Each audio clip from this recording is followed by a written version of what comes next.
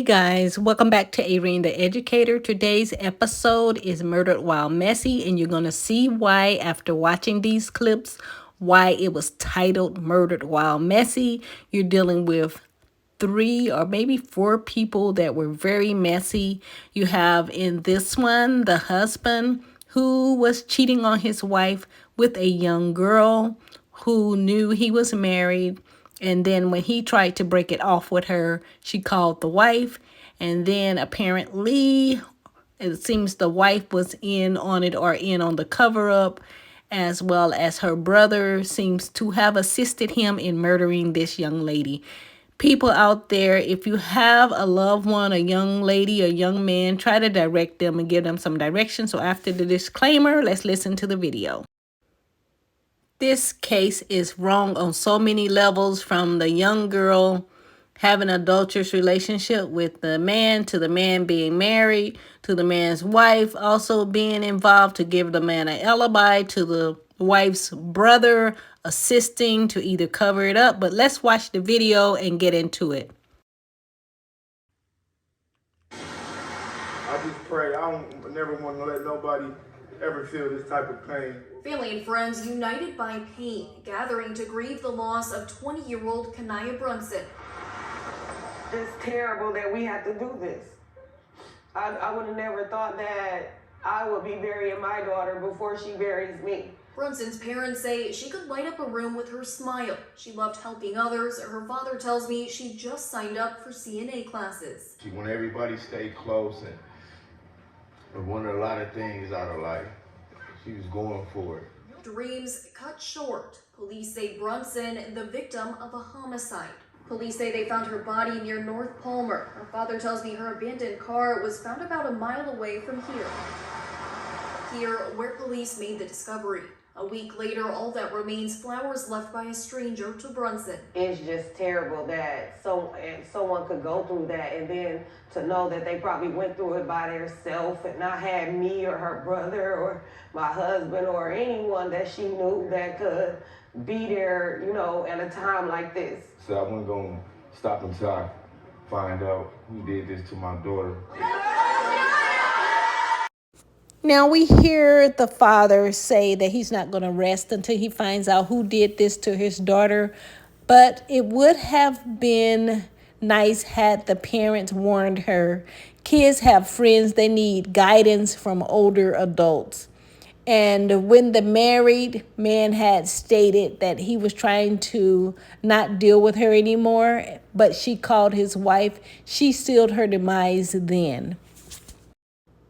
This man obviously does not have any moral compass. He's cheating on his wife. He's messing with a young girl that's probably old enough or young enough to be his daughter. And I think another tragedy here is that no one of the older adults spoke to this young lady. They're all talking about the things that she did, the positive things that she did, but why couldn't they warn her? Criminal charges filed this week, 1 month after the life of a 20-year-old Milwaukee woman came to a violent end. CBS 58's Michelle Fiore sat down with the victim's parents today, and she joins us now live in the studio. Michelle. Bill, Kanea Brunson's mom calls her daughter her best friend. 2 men face charges, but the criminal complaint points to lies others told, and for that, Kanea Brunson's mom is pressing ahead. Kanea Brunson turned 20 in June, a joy to be around. She can make you smile right away. Brunson wanted to be an orthodontist or a vet, later learning she was good at making others look good, so she enrolled in beauty school. She actually taught me how to put on eyelashes and do my eyebrows. This is Brunson leaving home the morning of September 24th, texting her mom a smiley. I wasn't even there 30 minutes and they called and told me her car was found.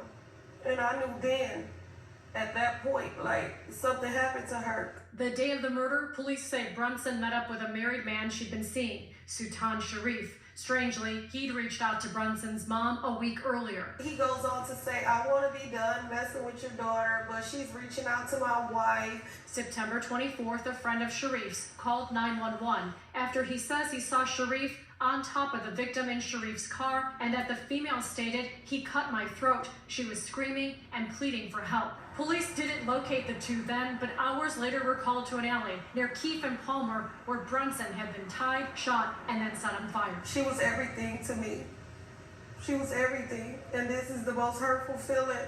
Police interviewed a number of people, including Shareef's wife, who claimed he'd been with her the night of the murder, which the complaint says was debunked through video evidence. And they think that they're gonna be out here and live their normal life after they, helped with this. Shareef's brother-in-law, Johnny Allen Hopgood, is charged as an accomplice.